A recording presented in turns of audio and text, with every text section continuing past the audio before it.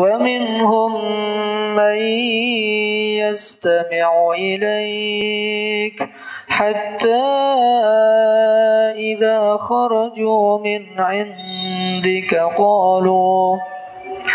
قالوا للذين أوتوا العلم ماذا قال آنفا أولئك الذين طبع الله على قلوبهم واتبعوا أهواءهم. Alhamdulillah wassalatu wassalamu ala Rasulillah wa ala alihi washabbihi wa mawala. Asyhadu an la ilaha illallah wa la syarika lahu wa asyhadu anna Muhammadan abduhu wa rasuluhu nabiyya ba'da. Allah Ta'ala fil Qur'anil Karim, a'udzubillahi minasyaitonir rajim. Ya ayyuhallazina amanu kutiba alaikumusiyam kama kutiba alal ladzina min qablikum la'allakum tattaqun. Alhamdulillah, kita terus-menerus bersyukur atas nikmat karunia yang Allah berikan kepada kita semua hari ini, dan nikmat yang paling utama tentunya kita sudah pahami nikmat iman dan Islam yang Allah berikan kepada kita semua, dan semoga Allah berkahi kita di Sya'ban ini, dan semoga Allah sampaikan kita di bulan Ramadan insyaallah. Dan semoga Ramadan kali ini menjadi Ramadan yang lebih baik untuk kita semua, baik secara keimanan atau mungkin raga kita semua menjadi raga yang lebih baik dari raga sebelumnya, sehingga kita bisa melakukan ketaatan yang lebih baik lagi kepada Allah Subhanahu wa taala. Baik,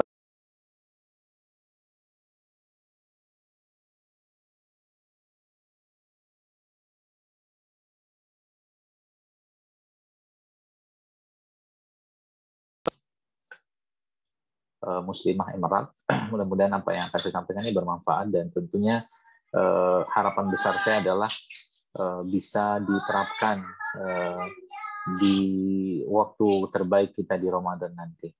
Baik, Bapak Ibu sekalian, jemaah yang saya hormati, tentunya kita tahu bahwa Ramadan adalah bulan yang sangat penuh dengan kebaikan yang Allah berikan kepada kita semua. Dan Ramadan adalah bulan di mana kita sejatinya lebih banyak menyibukkan lagi dengan ibadah-ibadah. Jadi kalau kita betul-betul memanfaatkan Ramadan tahun ini dengan atau menjadi Ramadan yang lebih baik dari Ramadan sebelumnya, maka satu pesan saya saja kepada atau nasihat saya kepada diri saya sendiri dan Bapak Ibu atau jamaah sekalian yang menyaksikan video ini, mari kita sederhanakan makanan kita selama Ramadan itu dulu. Karena kalau boleh saya sampaikan ya, dan kita melihat keadaan penyakit umat Islam saat ini ya, di luar penyakit-penyakit yang berhubungan dengan emosi atau kejiwaan, penyakit raga umumnya disebabkan oleh karenanya berlimpahnya atau berlebihannya dalam urusan makanan, sehingga di mana-mana kita melihat penyakit-penyakit seperti ya degeneratif, stroke, kencing manis, darah tinggi, dan penyakit-penyakit degeneratif yang lain ya, bahkan kanker sekalipun, itu sebenarnya tidak bukan karena berlebihannya manusia di zaman-zaman sekarang ini dalam urusan makanan. Maka Ramadan ya harusnya menjadi bulan untuk menyederhanakan hal tersebut ya. Dan ini bisa kita mulai dari sekarang, dari bulan Sya'ban ya. Ya, kita menyampaikan kepada keluarga, kepada istri, pada suami, pada anak-anak atau anggota keluarga di rumah untuk betul-betul mempersiapkan Ramadan menjadi bulan yang kita sibuk dengan ibadah ya, bukan sibuk dengan makanan, bukan sibuk dengan minuman. Kalaulah katakanlah makanan minuman tadi mau kita buat juga, berikanlah yang terbaik pada orang-orang lain. Kita sudah alhamdulillah Allah sudah berikan rezeki pada kita selama 11 bulan katakanlah di luar Ramadan. Kalau kita diberikan kemampuan untuk makan yang enak, mungkin yang lezat, yang sehat juga, maka Ramadan kali ini harusnya menjadi bulan di mana kita lebih sibuk untuk bagaimana membersihkan jiwa kita, membersihkan hati kita, memperbaharui iman kita. Itulah esensi Ramadan yang sebenarnya.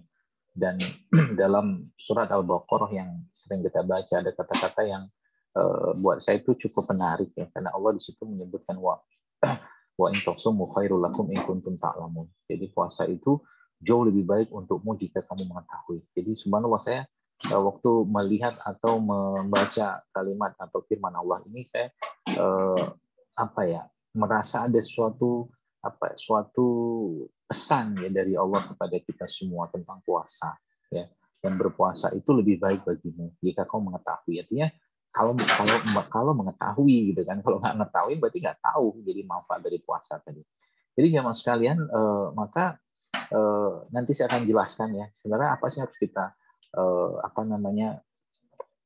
lakukan di Ramadan, atau mungkin hal-hal apa, atau mungkin sebelah mungkin secara fisik atau raga, makanan apa yang harus kita tingkatkan selama Ramadan supaya betul-betul kita mendapatkan manfaat atau kebaikan dari puasa tadi. Meskipun ya sering saya sampaikan, kita puasa bukan untuk sehat.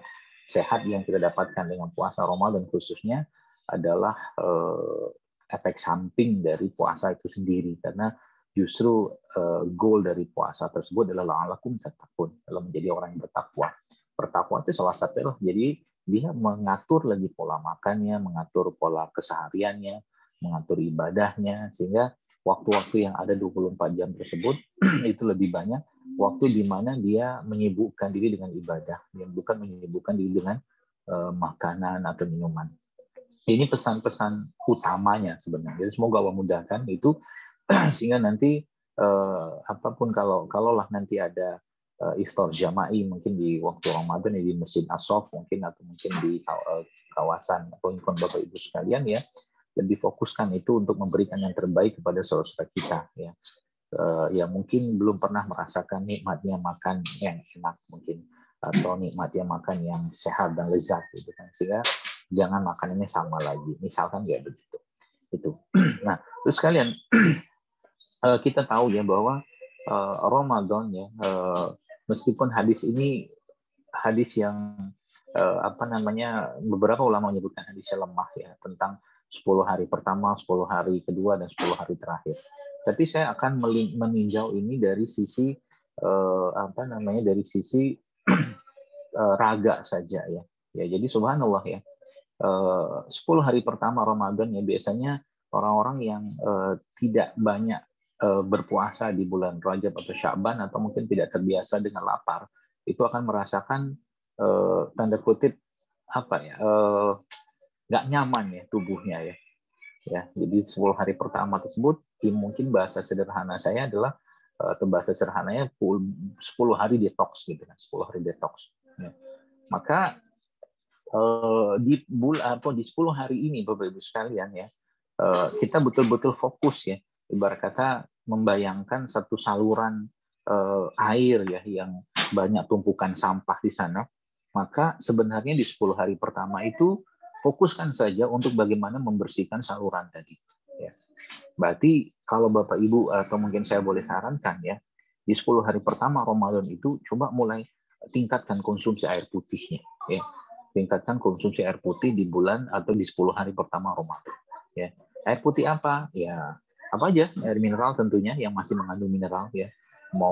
Tapi saya lebih menyarankan air-air dengan mungkin pH netral atau alkali, terserahlah apapun mereknya, tapi jangan air yang asam ya.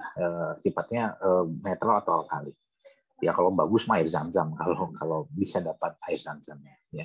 Yang pertama. Lalu yang kedua, kalau kita membayangkan Bapak sekalian saluran tadi mungkin analoginya seperti itu gitu kan, yang penuh dengan sampah, maka air tadi ya itu akan merontokkan atau mungkin mengalirkan kotoran-kotoran pada saluran tadi itu dengan mudah ya. Yang pertama. Lalu yang kedua, sebagian besar ya kalau kita lihat bukan selokan tapi mungkin saluran-saluran itu banyak sekali penumpukan lemak gitu kan, penumpukan lemak yang ada pada saluran tadi ya.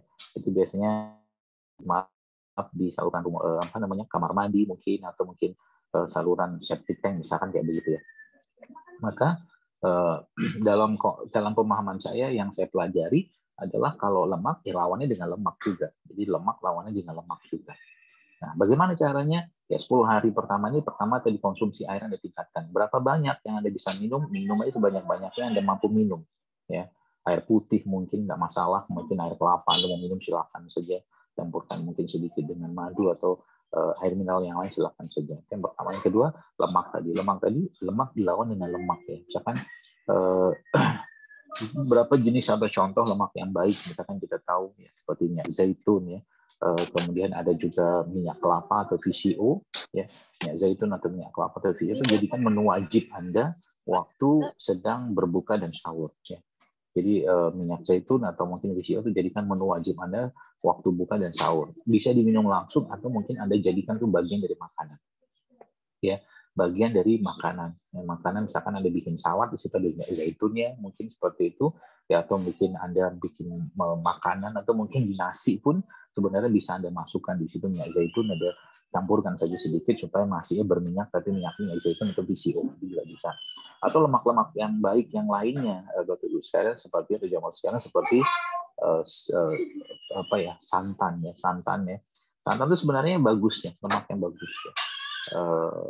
Cuman ketika dia dipanaskan dan dia rusak ya lemaknya tadi karena pemanasan tadi, maka itulah biangnya sebenarnya. Jadi kita ambil sumber dasar kan dari santan tadi. Jadi mungkin kalau boleh saya mengajak Anda yang mungkin ada penyakit-penyakit atau masalah di pembuluh darah atau jantung, maka coba di 10 hari pertama itu Anda ada pilihannya beberapa. Yang pertama, kalau Bapak Ibu tahu kelapa yang buat parut itu ya, yang kelapa parut itu nanti bisa dibagi empat ya.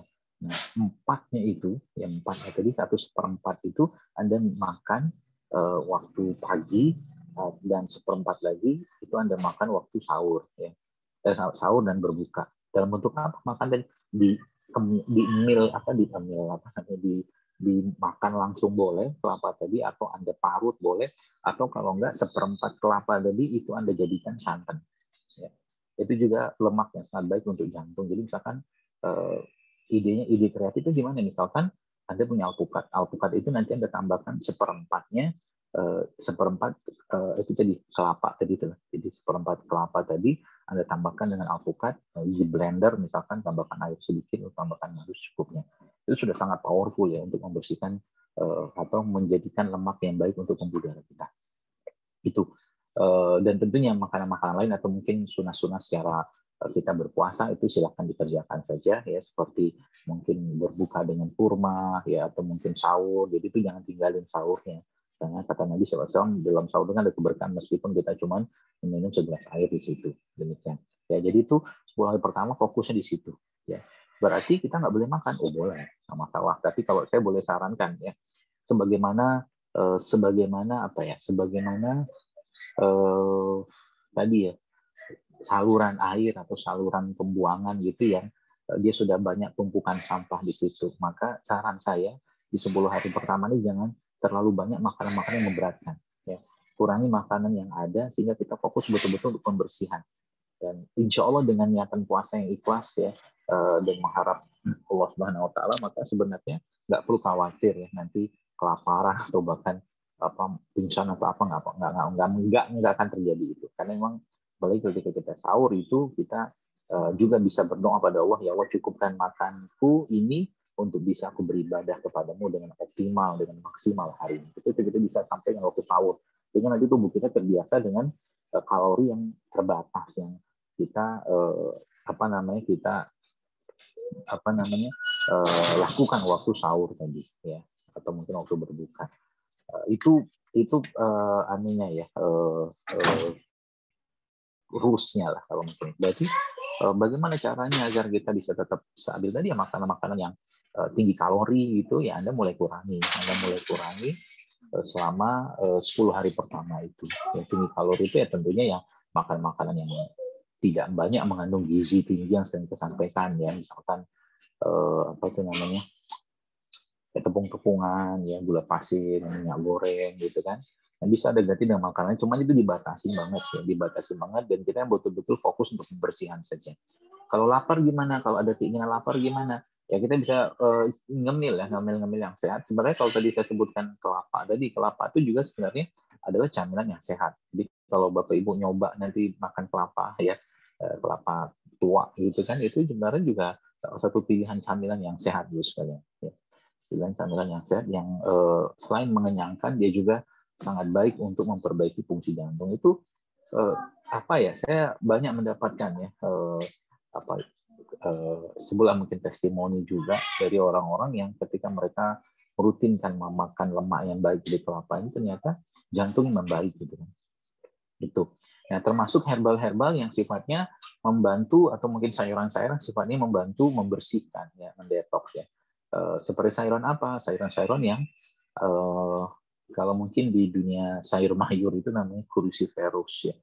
Sayuran seperti brokoli ya itu juga atau mungkin asparagus nanti bisa di browsing ya, cruciferous salah satu jenis sayuran yang sangat baik kita konsumsi di waktu 10 hari pertama Ramadan. Ini bukan sesuatu yang mutlak atau wajib. Ini saya memberikan itu saja ya panduan supaya benar-benar kita bisa cukup energinya cukup, kalorinya cukup, juga tidak berlebihan juga, tapi badan kita tuh dalam keadaan terdetoks dengan sempurna ketika 10 hari pertama. Ya baik, itu 10 hari pertama kurang lebih kayak begitu ya. Ya kurma atau madu atau apapun silakan saja, dan minum juga termasuk herbal-herbal yang sifatnya mengencerkan darah ya, seperti habatus sauda ya, habatus sauda juga bisa Bapak Ibu konsumsi ya, atau mungkin herbal-herbal atau rimpang-rimpangan yang sifatnya mengencerkan darah, atau rempah-rempah juga bisa seperti bawang-bawangan. Ya, bawang-bawangan itu bawang merah, bawang putih, bawang bombay nanti bisa dimasak dalam bentuk sayuran, nanti kuahnya diminum, itu juga insya Allah akan sangat baik untuk melancarkan atau mengencerkan aliran darah. Itu 10 hari pertama. Lalu 10 hari kedua ya, kita biasa sudah mulai masuk tuh, sudah dibersihkan, dibentuk lagi. Ya, mulai dibentuk. Nah, maka di 10 hari kedua ini Bapak sekalian, Anda mulai fokus ya pada fokus pada makanan-makanan yang mengandung protein-protein dan asam amino yang baik gitu kan, protein asam yang baik.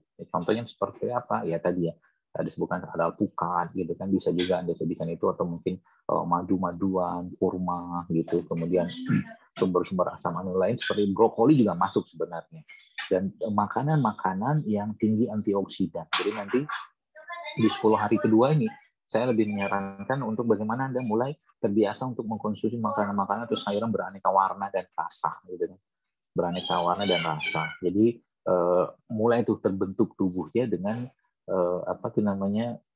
dengan antioksidan yang ada pada makanan-makanan. Pembentukan tadi memang antioksidan dan asam amino gitu kan. Jadi antioksidan dan asam amino. Ya, itu diperbanyak di di 10 hari kedua. Yang termasuk ini ya buah-buahan ya, buah-buahan yang tinggi antioksidannya coba makan semua, tapi sebaiknya kalau saya sarankan kalaupun mau bikin jus buah gitu kan, jelang-jelang buka aja bikinnya gitu kan. Silakan berbuka kita jam 6 ya, jam 5 baru dibuat supaya tidak terlalu tidak banyak teroksidasi tadi jus buah tadi itu. Ya. Bagi yang mungkin yang ada di masjid mungkin ya, yang bikin buka puasa bersama gitu ya, pilihan-pilihan airnya atau mungkin minumannya saya sangat menyarankan ya kalau bisa menginstruksikan, kalau bisa jangan ada sirup gitu kan di masjid waktu berbuka gitu kan, atau Anda memberikan sirup kepada orang lain. Yang sirup-sirup tadi saya sudah banyak lihat itu ada peringatan karena ada gula sintetik di situ. Jadi saya lebih menyarankan jangan ada sirup lagi. Coba sedikit di scale up lah, daripada mungkin kita memberikan sirup, kenapa nggak kasih air madu aja gitu kan, atau mungkin air gula asam gitu kan, atau mungkin air infusan dari buah-buahan yang segar nanti ditambahkan sedikit dengan madu. Banyak pilihannya sebenarnya ya, jadi kita memberikan yang terbaik untuk orang lain, bukan cuma sekedar melepaskan tanggung jawab atau mungkin sebuah peluang pahala, tapi kita memberikan yang terbaik gitu kan. Air madu mungkin ya, atau mungkin air tebu gitu kan, atau air apa aja yang sehat gitu kan. Termasuk juga minuman-minuman dalam bentuk rempah-rimpang. Saya kira mungkin gampang kok bikinnya, kok tinggal cemplang-cemplung aja gitu kan. Cemplungin, masukin jahe dalam air panas gitu kan. Kemudian cemplungin serai, tambahin pandan sedikit dalam suatu katakanlah galon atau dispenser besar gitu kan yang tahan panas gitu. Lalu di situ setelah agak hangat ditambahkan dengan madu kan juga sehat tuh. Ya kalau mau dibungkus-bungkus bisa diambil di situ ya. Nah, itu jadi di 10 hari kedua ini Bapak sekalian saya menyarankan gitu ya. Jadi antioksidan, makanan-makanan antioksidan diperbanyak ya di 10 hari yang kedua ini gitu kan. Nah, 10 hari ketiga ya, kalau mungkin bahasa sederhananya adalah stabilisasi gitu ya. Stabilisasi, sudah pemantapan. Jadi tubuh sudah terdetoks, sudah terisi dengan baik, maka di 10 hari ketiga ini ya, kalau mungkin bahasa sederhana itu maintain saja secukupnya ya. Kadang-kadang mungkin 10 hari pertama, hari ketiga ini apa tuh namanya, Anda bisa pakai pola-pola yang pertama sama yang kedua digabungkan ya. Dan lagi-lagi 10 hari ketiga kita tahu itu ada hari-hari yang terbaik ya, karena di situ adalah hari-hari itikaf ya, 10 hari terakhir dari Ramadan. Dan di situ kita tahu bahwa Rasulullah sendiri dan para sahabat juga lebih memfokuskan dirinya pada ibadah gitu kan. Jadi makanan-makanan tadi itu ya ibarat kata mah secukupnya saja lah gitu kan. Karena betul-betul kita di situ fokus untuk mempersiapkan apa namanya, atau menyibukkan diri dengan ibadah semaksimal mungkin ya di 10 hari terakhir.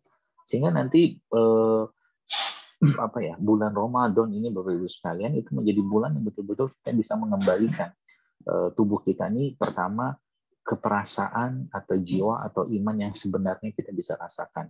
Ya, dengan mudahnya kita mungkin menangis karena Allah, dengan banyaknya kita bertaubat pada Allah ya.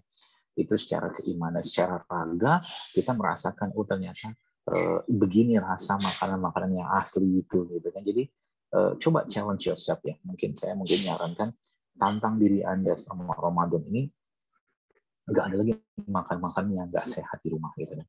Atau mungkin ketika berbuka gitu kan, makanan-makanan yang mengandung gula tinggi, makanan-makanan yang mengandung tepung-tepungan, makanan-makanan yang mengandung minyak goreng atau segala macam. Saya katakan ya sudah cukup lah gitu lah. Sudah cukup lah mungkin. Sayang ya. Karena niatan kita adalah sebagaimana sering saya sampaikan juga, mari kita azamkan untuk mengembalikan jasad ini kepada Allah dalam keadaan yang baik dan tanpa penyakit sebagaimana Allah dulu menciptakan dengan sempurna. Dan Ramadan adalah salah caranya sekalian. Dan kita bersyukur sekali kalau boleh saya sampaikan bahwa umat Islam, khususnya umat Rasulullah SAW ini diberikan kesempatan untuk 30 hari berpuasa Ramadan. Karena memang subhanallah ya, kalau seandainya kita diberi pilihan makan sama tidak makan, kita sejatinya pengennya makan terus gitu. Tapi ya bagaimana kita mau mendapatkan autofagi ya, apoptosis atau mungkin proses-proses detoksifikasi yang lain yang ada pada tubuh kita kalau seandainya kita tidak berpuasa ya. Maka kita bersyukur sekali, kita gembira sekali dengan hadirnya bulan suci Ramadan ini. Ya, kenapa? Karena sudah tidak disibukkan lagi dengan urusan makan.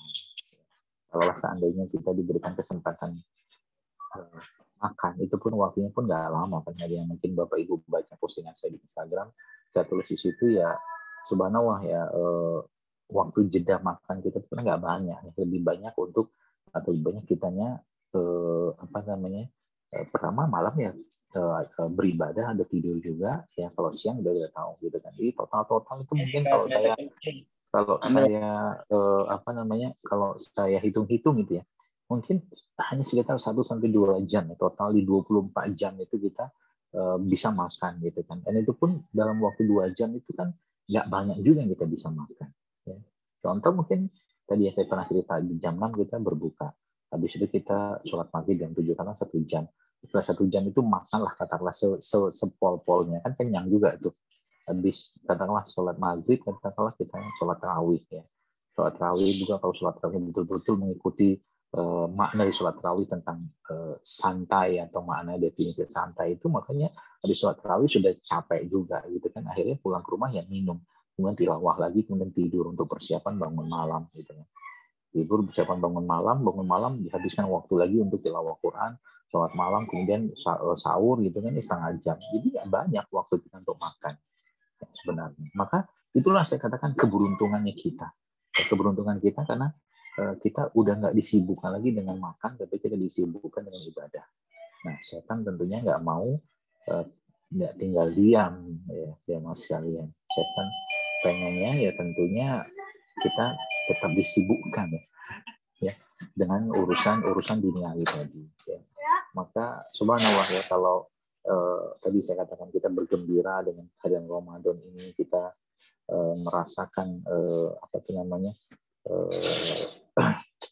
sibuknya kita dengan ibadah di waktu Ramadan ini, maka subhanallah ya, kita sangat bersungguh-sungguh untuk menantikan kehadiran tamu agung ini. Ya.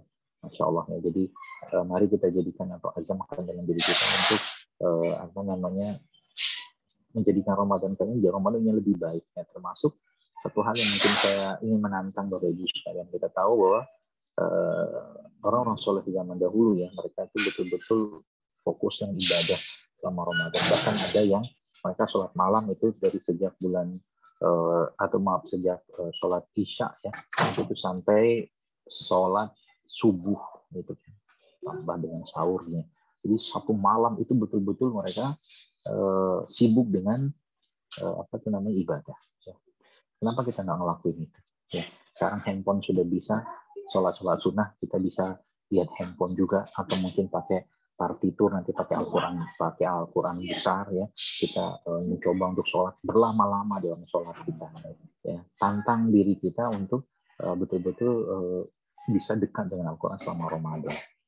Syukur-syukur kalau bisa tembus khatam Quran 3 hari gitu kan, alhamdulillah, masya Allah, dengan satu harinya 10 juz gitu kan, itu masya Allah ya. Bisa sebenarnya kalau 10 juz, kurang lebih 5 jam ya, 10 juz kurang lebih 5 jam. Kalau dipaksain juga bisa. Jadi 10 hari pertama, nanti tambah lagi nanti dengan ngejar lagi di 10 hari terakhir. Ya, subhanallah ya. Jadi itu mungkin kurang lebih gambarannya apa yang harus kita lakukan atau mungkin kita konsumsi selama Ramadan ya. Jadi konsumsi yang paling banyak nanti adalah Al-Quran ya. Dan dikutip, makanlah Al-Quran sesering mungkin waktu Ramadan ya. Anda mulai sibukkan dengan Al-Quran dan minta keberkahan dengan kepada Allah dari Al-Quran, entah itu menghafalnya atau tilawahnya ya, atau mentadaburinya, macam-macam. Karena itu saatnya kita memberikan asupan yang terbaik kepada jiwa kita, pada diri kita, pada iman kita melalui Al-Quran di bulan Ramadan. Dan makanan-makanan pun yang sehat dan baik sekalipun batasi selama Ramadan. Saya kira mungkin demikian yang bisa sampaikan. Masih ada waktu mungkin beberapa saat ke depan. Saya kembalikan lagi pada moderator untuk mungkin kalau ada yang akan menjawab. Demikian mungkin. Assalamualaikum warahmatullahi wabarakatuh. Waalaikumsalam warahmatullahi wabarakatuh, Dr. Zaidul Akbar. Baik, kepada jamaah, apabila ada pertanyaan, mohon dapat ditulis di kolom chat. Nanti akan kami bacakan dan dijawab oleh Dr. Syukran.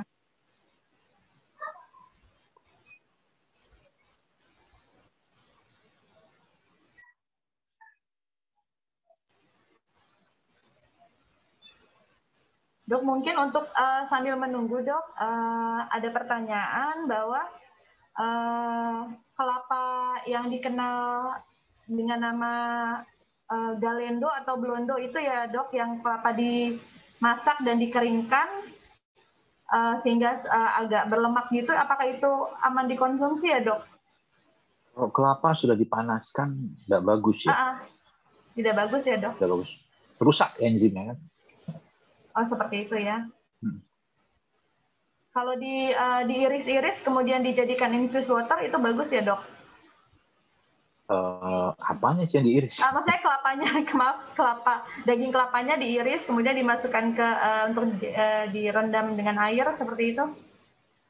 Wallahu alam, saya belum pernah nyobain. Tapi biasanya kalau kelapa yang tadi saya maksud kelapa tua itu dimakan sih ya. Lebih bagus gitu dimakan. Ya? Dimakan kelapa, makan kelapa. Dimakan langsung ya? Atau kalau nggak diparut. Seperti itu ya, Dok. Kelapa tua ya, Dok? Ya, kelapa tua. Terutama yang mungkin banyak masalah dalam perlemakan di badannya, atau mungkin ada pengerasan pembuluh darah, atau juga masalah peredaran darah yang tidak lancar, itu coba mulai dirutinkan itu kelapa itu. Baik. Dok, ini kebetulan ada pertanyaan, Dok, dari jamaah. Assalamualaikum, Dokter. Kalau ada mah bagaimana ya? Penyakit mah itu apakah aman, Dok? Aman untuk apa? Berpuasa? Enggak, mungkin maksudnya mengkonsumsi kelapa ya, Dok ya? Ya aman aja sih, nggak masalah. Sebenarnya kan apa namanya, yang perlu Bapak Ibu ketahui bahwa sebenarnya puasa itu justru cara yang terbaik tubuh kita untuk menyeimbangkan tubuh kita ya, termasuk lambung. Maka dengan niatan karena Allah dan niatan puasa tadi, maka ya, puasa itu justru malah menjadi obat tanda kutip bagi orang-orang yang kena mah gitu kan. Nah, perkara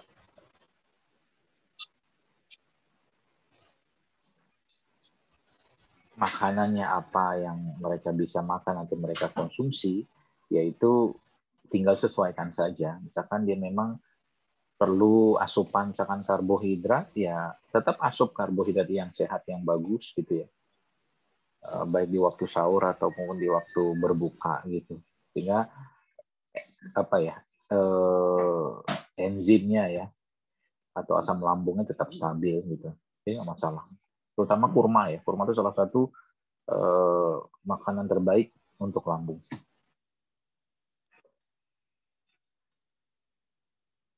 Assalamualaikum Dokter Zaidul, izin bertanya, kalau misal di 10 hari pertama tadi perbanyak air putih dan lemak sehat, bagaimana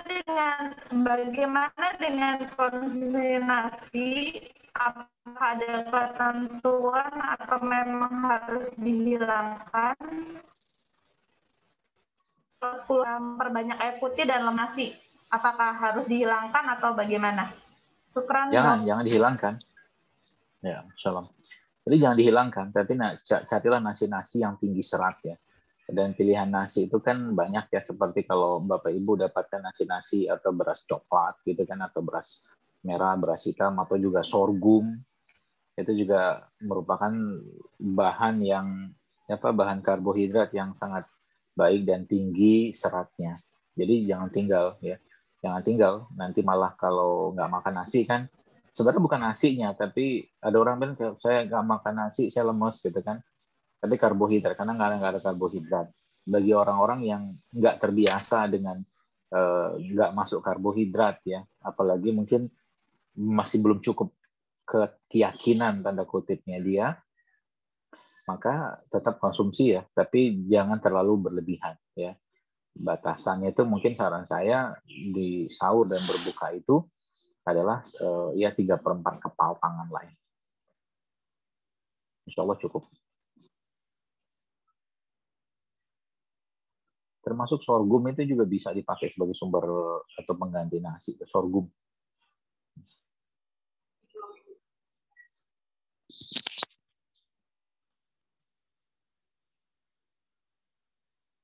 Saya tidak makan santan, sangat menghindari kelapa juga, karena sakit lambung dan takut sampai sekarang.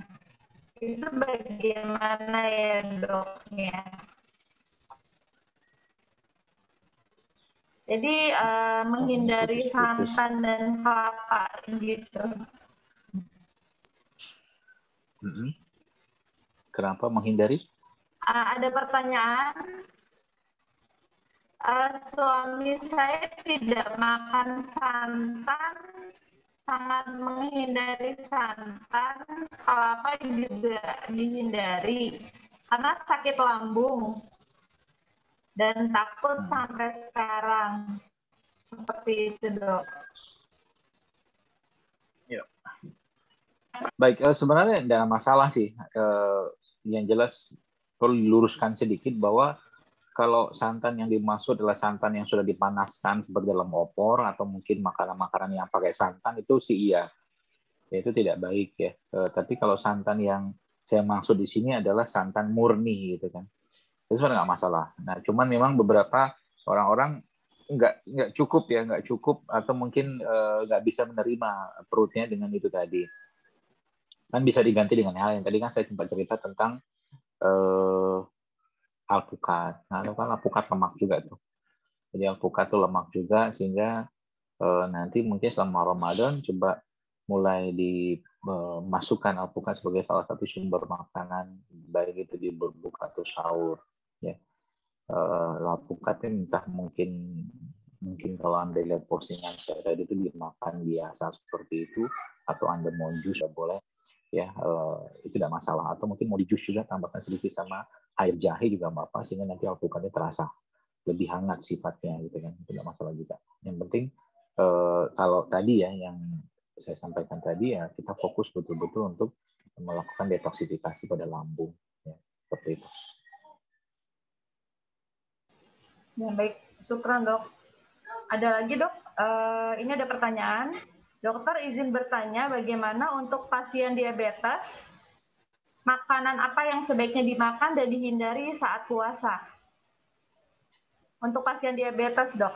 Sebenarnya gini, Bapak-Ibu sekalian ya. Jadi sebenarnya konsepnya itu adalah kita makan yang benar gitu aja ya. Jadi kalau orang diabetes, misalkan dia tetap butuh karbohidrat, ya makanlah karbohidrat ya. Tapi karbohidrat yang sehat ya. Contoh karbohidrat sehat itu seperti apa?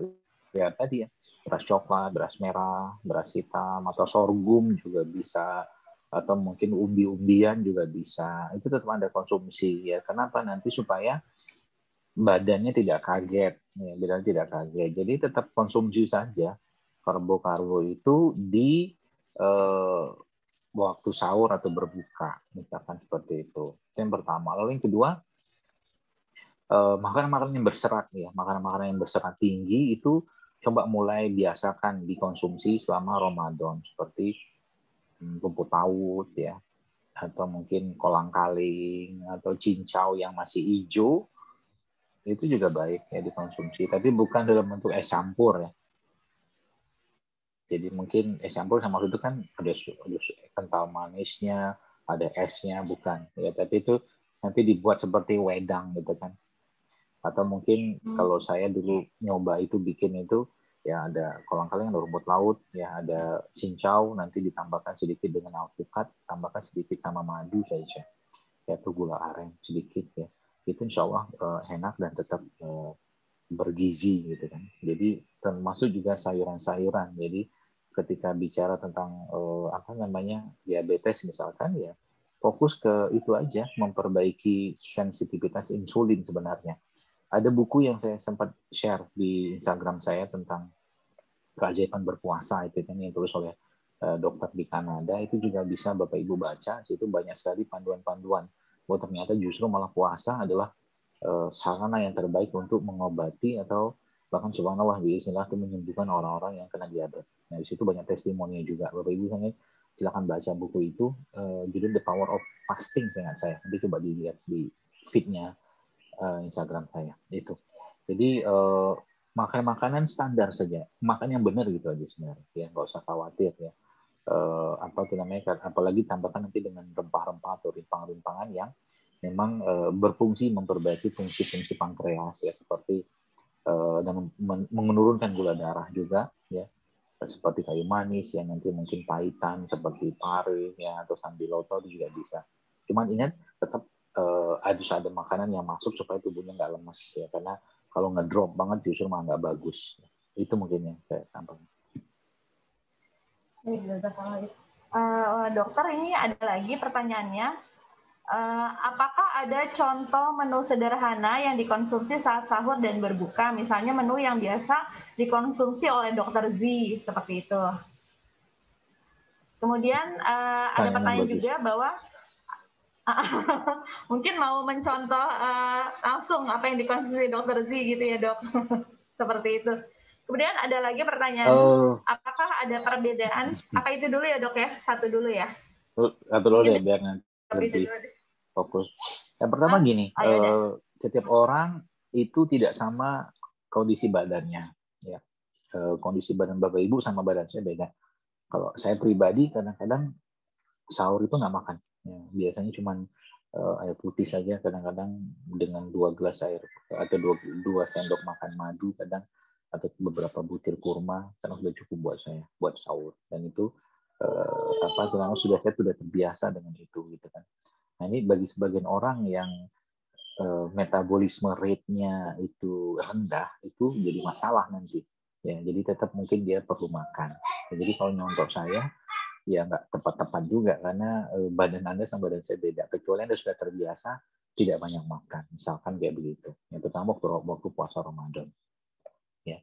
Tapi kalau mungkin bicara tentang lebih contoh sampel atau simpelnya itu ya, sebenarnya ini sudah saya tulis ya di buku Ramadan Sehat DSR yang bukunya tadi kok nggak salah baru launching atau mungkin baru kita PO juga karena baru tanggal 7 April itu baru ada. Dan nanti mudah-mudahan nanti kita buka PO lagi karena buku itu cetak terbatas dan ringan, tapi insya Allah bermanfaat. Di situ ada menu-menu yang bisa Anda konsumsi atau Anda manfaatkan di situ.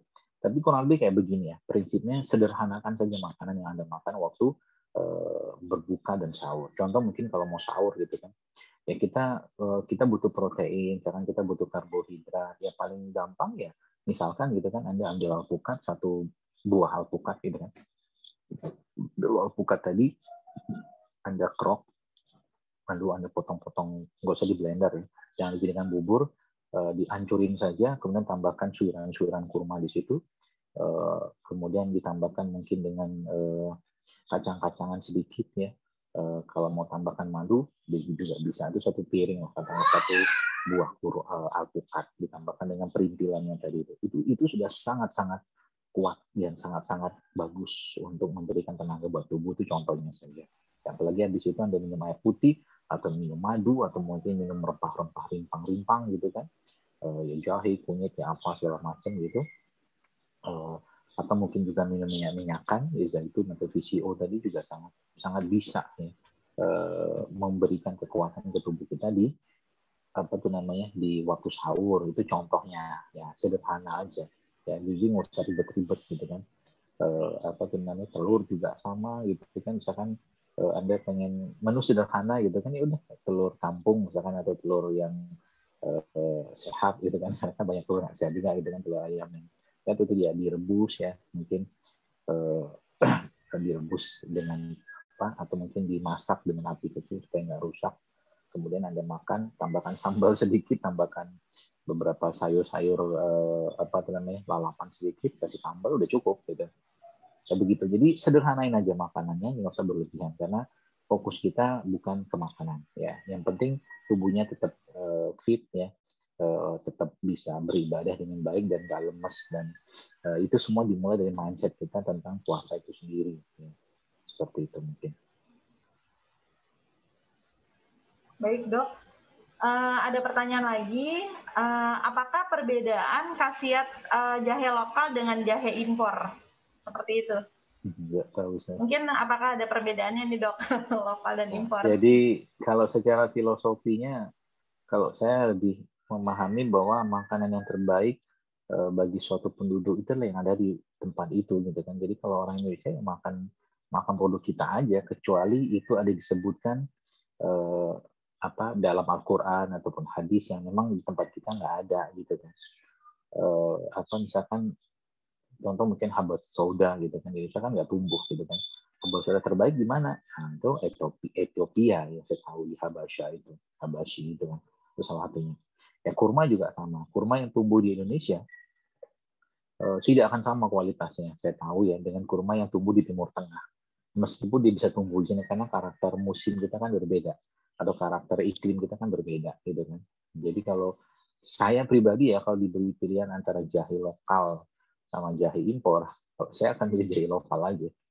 Karena pilihan jahe di Indonesia juga banyak, ada jahe merah, ada jahe gajah, jahe emprit gitu kan. Nah itu kan dengan rasa yang berbeda, apalagi tumbuhnya di tempat-tempat yang bersih dan tidak terkontaminasi gitu kan. Seperti misalkan di dekat-dekat gunung berapi gitu kan, itu juga merupakan atau mungkin tanaman-tanaman atau tumbuhan yang sangat baik ya, secara kandungan nutrisi yang saya tahu.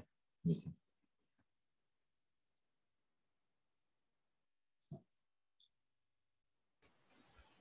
Syukran Ustaz. Ini ada pertanyaan lagi.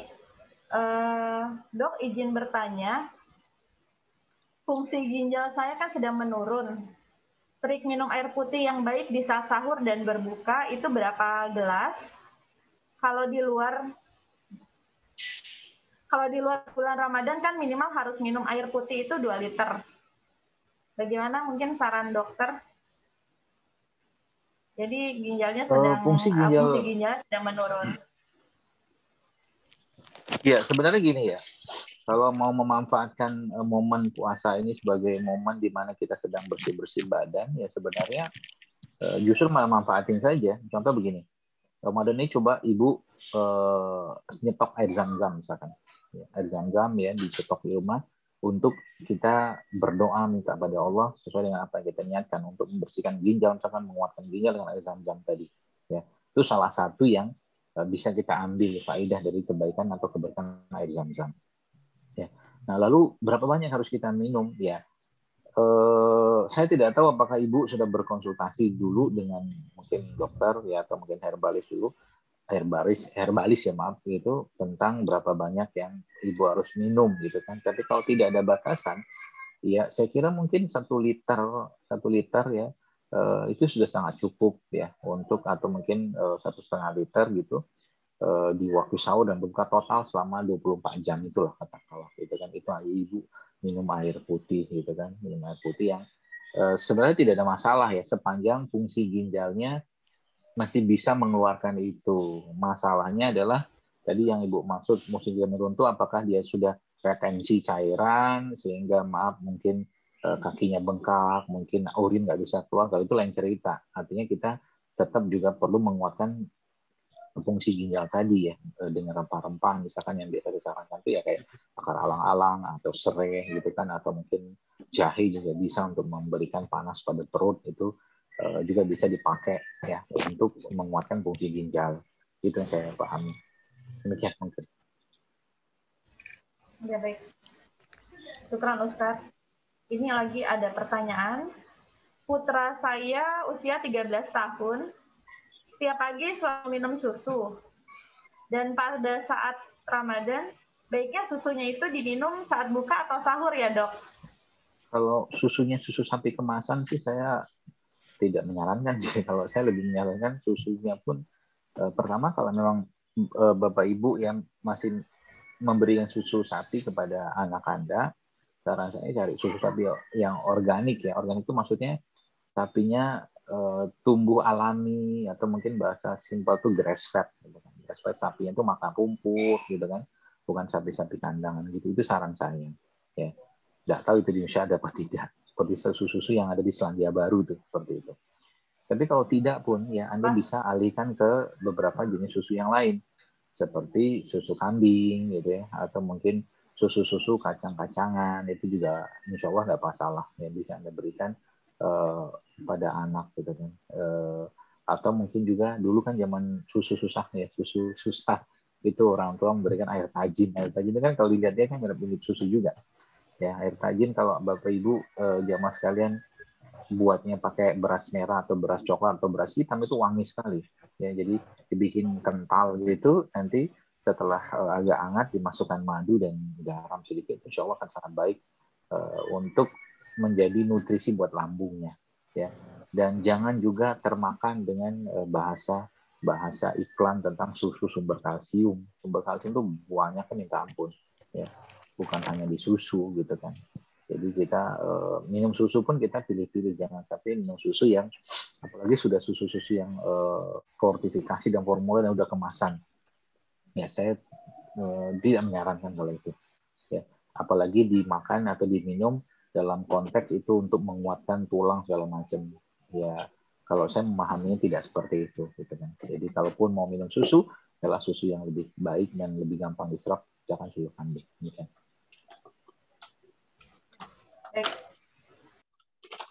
Syukran Ustadz.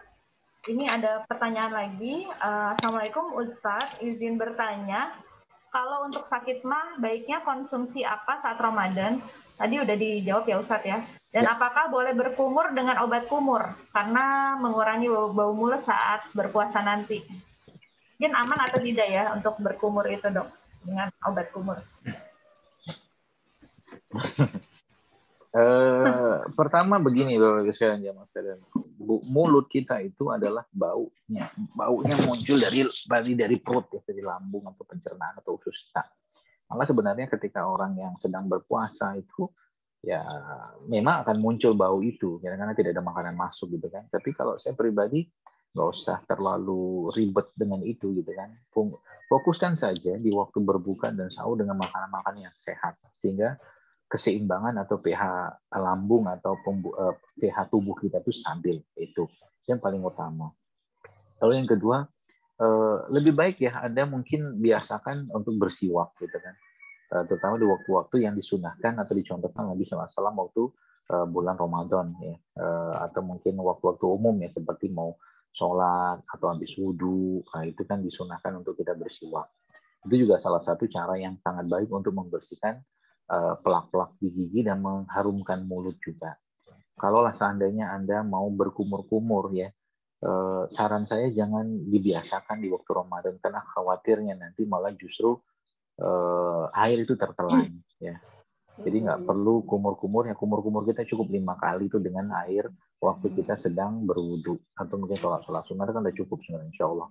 Ya, jadi pun kalau mau kumur-kumur juga, dan saya tidak menyarankan menggunakan obat-obat kumur yang ya banyak beredar ya. Nah, itu mendingan buat obat kumur sendiri saja ya. Kumur-kumur dengan obat dengan kumur-kumur alami gitu, misalkan dengan air madu ya, atau air sirih mungkin, atau air mint juga bisa, atau mungkin juga dengan VCO atau minyak kelapa, itu yang kita sebut dengan oil pulling namanya. Jadi itu bisa berkumur-kumur selama 15 menit dengan menggunakan minyak kelapa. Itu juga sangat baik untuk membersihkan gigi kita. Tapi itu dikerjakannya tidak dalam keadaan berpuasa, saran saya, karena sudah cukuplah dengan dengan kumur-kumur waktu kita sedang berwudu. Itu mungkin Allah. Ini ada lagi pertanyaan. Assalamualaikum dokter, untuk resep yang digunakan untuk nasi putih itu digoreng dulu atau bagaimana ya dok? Digoreng. Jangan digoreng lah. Kan tadi kan bahasannya jangan ada minyak. Jangan ada minyak ya dok ya, walaupun minyak kelapa juga ya dok. Iya, sebaiknya sih coba dikurangi saja sih ya makanan-makanan yang mengandung minyak ya, selama Ramadan ya. Kalaupun Anda perlu minum minyak, maka minyaknya itu diminum saja. VCO diminum, zaitun diminum gitu kan. Itu lebih baik kalau saya. Tapi kalau nanti kebiasaan dengan lidah kita nanti masalahnya. Jadi kalau mau makan nasi, makan saja. Ya, kalaupun mau dibikin nasi goreng gitu kan, ya bukan nasi goreng sih, tapi mungkin nasi sangrai. Ada beberapa video saya yang menjelaskan tentang bikin nasi seperti nasi goreng, tapi bukan nasi goreng ya, karena nggak panas juga api.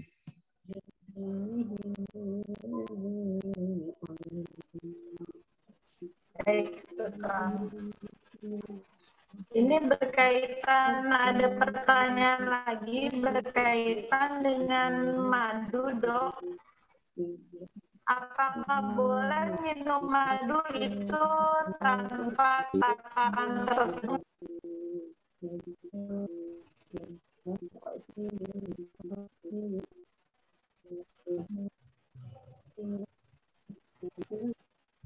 Gimana dok? Kurang diulang ya.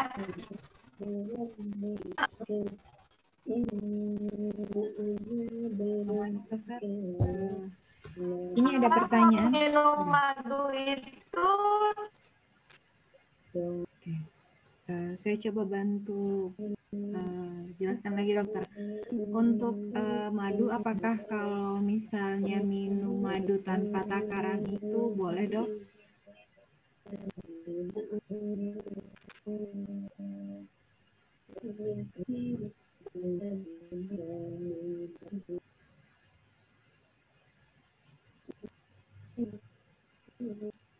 Oke.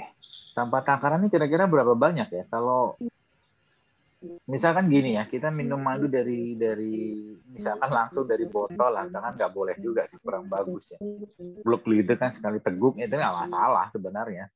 Tapi kalau yang dimaksudnya tanpa takaran sekali minum itu katakanlah satu botol yang isinya 300 mili atau 300 gram madu itu ya berlebihan menurut saya.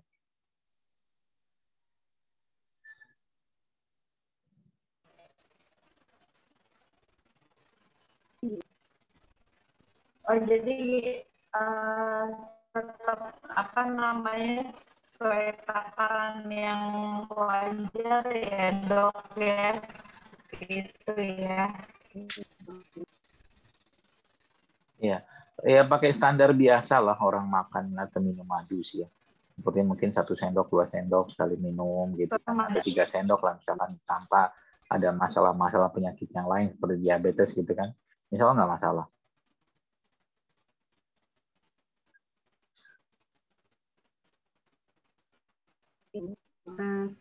Pertanyaan berikutnya dok, kalau misalnya sudah tidak terbiasa makan nasi saat bulan Ramadan, karbohidrat pengganti nasi yang terbaik apa ya dok? Udah tadi dijawab tadi tuh. Pertama umbi-umbian ya seperti ubi cilembu mungkin atau singkong itu juga boleh, atau ubi jalar itu boleh ya. Kemudian kentang juga boleh ya. Kemudian tadi saya sebutkan ada sorghum juga boleh ya. Beras merah, beras hitam atau beras coklat juga boleh ya. Kalau memang nggak biasa makan nasi ya, itu jenis beras yang lain yang masih tinggi serat. Sebenarnya yang perlu Bapak Ibu pahami adalah bukan nasinya ya, tapi kita membatasi karbohidratnya. Karena kalau nasinya bagus dan sehat dan berserat ya silakan aja makan ya. Tapi yang ada saran itu kan nasi kan atau beras secara umum kan sudah banyak logam beratnya. Jadi kalau Anda bisa mendapatkan beras yang sehat ya, kayak saya di rumah menggunakan beras coklat gitu kan, atau beras yang masih ada kulit arinya, itu masuk ke tubuh nggak terlalu berat, jadi itu insya Allah aman ya. Tadi dan beberapa pilihan karbohidratnya saya dijelaskan tadi ya, tentang mungkin umbi-umbian, ubi jalar, ubi rebus, ubi jalar, ubi singkong gitu kan, itu juga bisa ya. Dan sorghum tadi juga bisa, salah satu sumber karbo yang sangat baik juga. Oke, baik, terima kasih dok. Ini ada pertanyaan lagi dok terkait dengan autoimun. Kalau untuk di bulan Ramadan itu kan bagaimana ya dok bagusnya penanganannya untuk yang rematik autoimun? Sebenarnya gini Bapak Ibu sekalian, autoimun itu kan justru malah keseimbangan ya sistem imun dalam tubuh kita. Jadi Ramadan ya perlu yang Anda harus kuatkan baik-baik atau tanamkan baik-baik, justru malah bulan memperbaiki atau memperbarui sistem imun kita. Jadi puasa Ramadan khususnya adalah bulan yang sangat baik justru malah dalam memperbaiki orang-orang dengan kondisi autoimun gitu kan. Nah, perkaranya adalah bagaimana kita memperbaiki itu dengan menggunakan konsep-konsep makanan-makanan yang baik gitu kan ya. Maka selama Ramadan itu beberapa saran saya mungkin berorang-orang yang autoimun gitu kan, nah, coba mulai masukkan dalam menu makan Anda. Tapi ini orang awam juga masalah itu probiotik ya kan. Probiotik itu masuk dalam menu makan Anda selama Ramadan ya. Kemudian makanan-makanan menyebabkan imunitasnya kacau gitu kan ya, seperti makanan olahan, makanan kemasan ya, termasuk di sini juga tepung-tepung, ya gula apa segala macam, itu juga di stop semua selama Ramadan. Kembalilah ke makanan-makanan real food ya, seperti sayuran organik ya, buah-buah organik, itu insya Allah kan sangat membantu untuk memperbaiki sistem imun ya.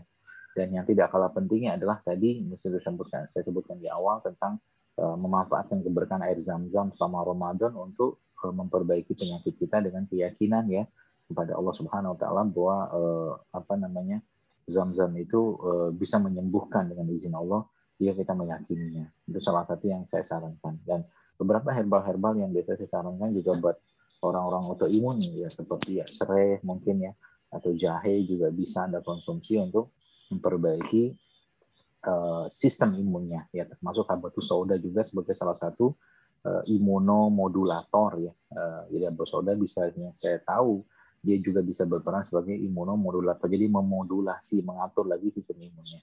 Jadi selama Ramadan nggak usah khawatir, justru malah inilah bulan di mana sistem imun kita kita set ulang atau reset ulang. Demikian.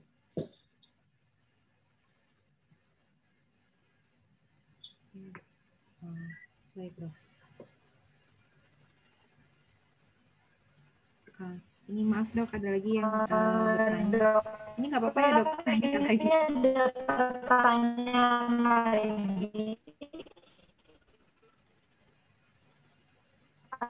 Assalamualaikum dok, bagaimana pendapat dokter?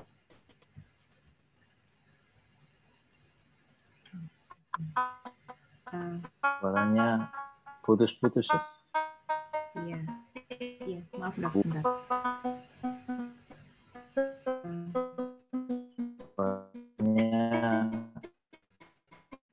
putus-putus. Iya.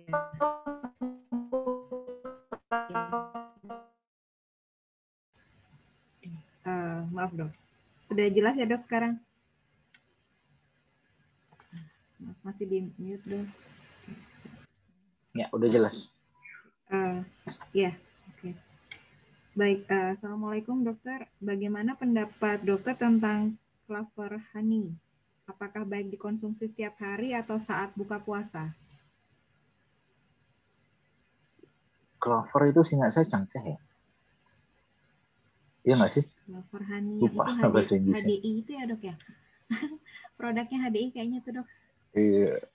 Madu. Iya, nggak tahu Ya, kalau cuman ya madu mungkin sumber nektarnya dari apa? Saya mungkin kalau bahasanya clover ya silakan aja sih. Yang jelas madu secara umum ya sangat baik dikonsumsi waktu Ramadan, baik di waktu sahur atau berbuka. Itu aja. Oke. Baik dok. Terus tadi yang terkait dengan santan murni itu dok, kelapa parut yang diperas dengan air putih yang sudah matang atau air mentah dok? Air matang lah. Oh, iya. Air matang lah. Oke. Iya dok ya. Nanti melilit perutnya. Iya. Kurma dokter, kalau untuk yang kurma itu harus dicuci nggak sih dok sebelum dimakan atau memang sudah layak untuk dimakan dok? Kurma yang biasa kita beli itu dok. Kalau saya pribadi sih nggak pernah nyuci kurma ya. Kalau saya sih ya. Kalau beli kurma biasanya juga langsung saja ya saya makan gitu kurmanya. Apalagi kurma-kurma yang pakai tangkai kayak kurma-kurma Tunis gitu. Atau juga kurma-kurma ajwa yang organik, karena memang beberapa informasi kurma itu ada yang juga diberikan pestisida katanya seperti itu. Wallahu alam, saya belum tahu detailnya ya, tapi kalau kurma-kurma secara umum saya pribadi kalau saya makan kurma nggak dicuci dulu sih, makan aja langsung.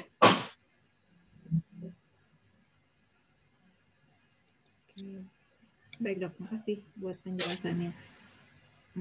Kalau tadi ini masih masalah madu dok, kalau madu itu lebih baik, apa benar lebih baik jangan menyimpan madu di dalam kulkas dan jangan menggunakan sendok berbahan stainless?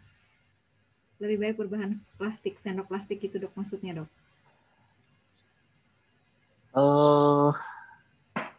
Madu ya kalau saya biasanya nyimpannya di suhu kamar aja sih ya. Karena kalau di kulkas nanti ada potensi dia akan mengkristal, karena kan dalam madu kan ada itu ya, ada air ya, jadi simpan di suhu kamar saja.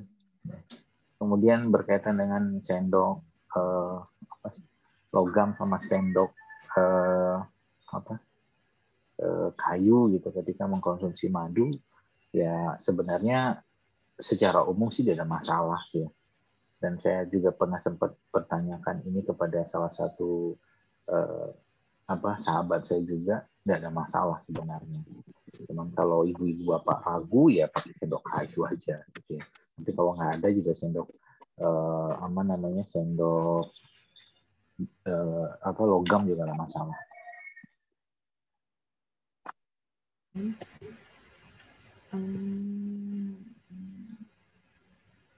Dokter mau bertanya, untuk probiotik yang bagus dikonsumsi, apa jenisnya dok? Susah saya menyebut merek nanti. Yakult dok. Bukan. Yakult. Ya kalau yang tadi Ibu sebutin itu cuma satu strain bakterinya. Nanti saya WA aja. Sampai Ibu yang MC ini siapa? Ibu Widya ya? Ibu Iya. yang bertanya ini yang MC? Oh iya, Ibu ya, Mira, Lydia Bu Widya? Iya. Saya dengan Mira, Dok. Oh, Bu Mira, oke. Nanti saya saya kasih tahu. WA aja. Oke, baik, Dok. Terima kasih. Mira, dok. Mira, dok.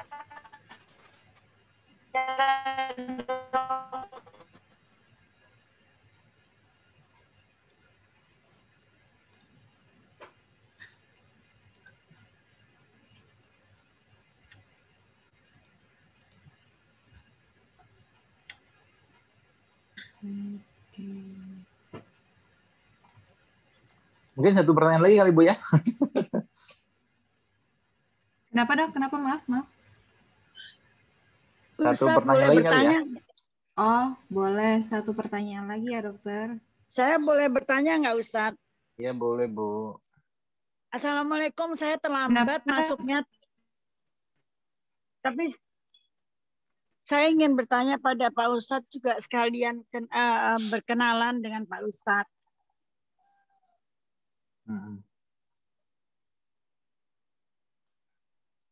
Silakan Bu. Pak Ustadz, kok ini suaranya gini ya? Saya ingin bertanya, apa yang harus kita lakukan saat kita bangun terlambat untuk tahajud, tiba-tiba ketika mulai sudah azan subuh? Apa yang harus dilakukan, Ustadz, begitu? Apakah berarti saya tidak mendapatkan sholat tahajud di malam tersebut? Apakah besoknya bisa diganti atau bagaimana? Mohon pencerahannya, Pak Ustadz. Ya baik, sebenarnya ini pertanyaan di luar tema atau topik kita ya. Tidak apa, saya coba jawab. Ya betul. Pertama, betul, Rasulullah SAW Rasulullah SAW itu memberikan petunjuk kepada kita semua. Jadi orang-orang yang sudah biasa, misalkan rutin sholat tahajud, lalu dia karena suatu uzur ya, mungkin tertidur atau apa gitu, lalu akhirnya dia nggak sempat tahajud, maka itu bisa dikodok ya tahajudnya di antara waktu duha sampai zuhur. Itu yang saya tahu gitu kan. Jadi ketika seseorang ya sudah terlewatkan tahajud di malam hari dan dia sudah terbiasa sholat tahajud ya dalam kesehariannya, maka itu bisa dikodok di waktu duha sampai ke waktu zuhur. Demikian. Dan porsinya sama, apakah juga 8 rakaat dengan 3 rakaat witirnya, Pak Ustadz? Witir tidak ada, Bu. Witir tidak ada, tahajudnya aja. Oh, jadi tahajudnya saja 4 kali 2 rakaat itu ya, Pak Ustadz? Tahajudnya aja. Oh, ya. Baik, terima kasih Pak Ustadz. Sama-sama, Bu.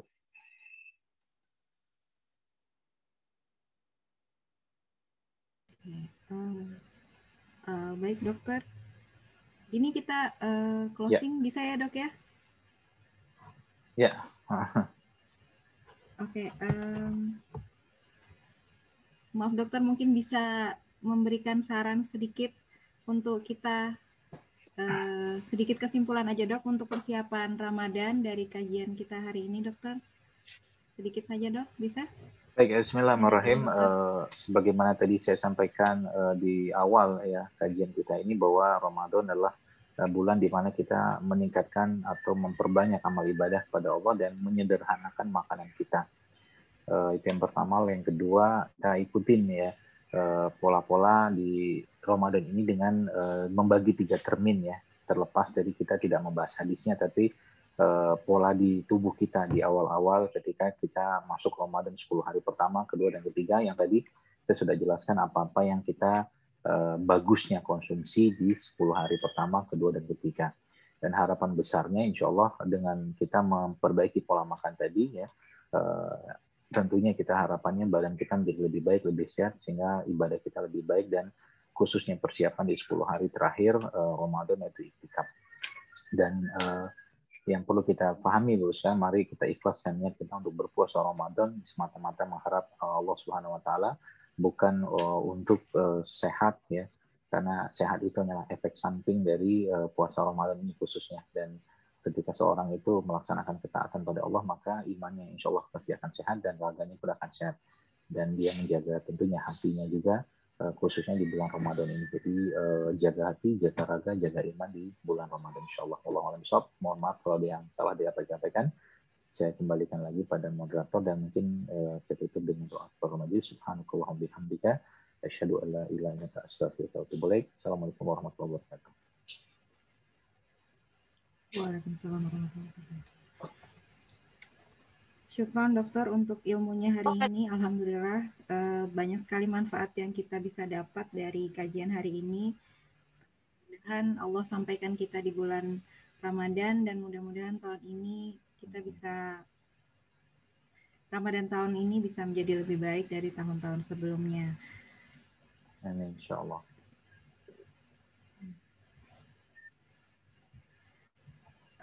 Baiklah, kami tutup kajian hari ini. Jazakumullah khairan katsiran atas kehadirannya. Mohon dibukakan pintu maaf yang sebesar-besarnya apabila ada salah dan khilaf. Assalamualaikum warahmatullahi wabarakatuh. والذين اهتدوا زادهم هدى وآتاهم تقواهم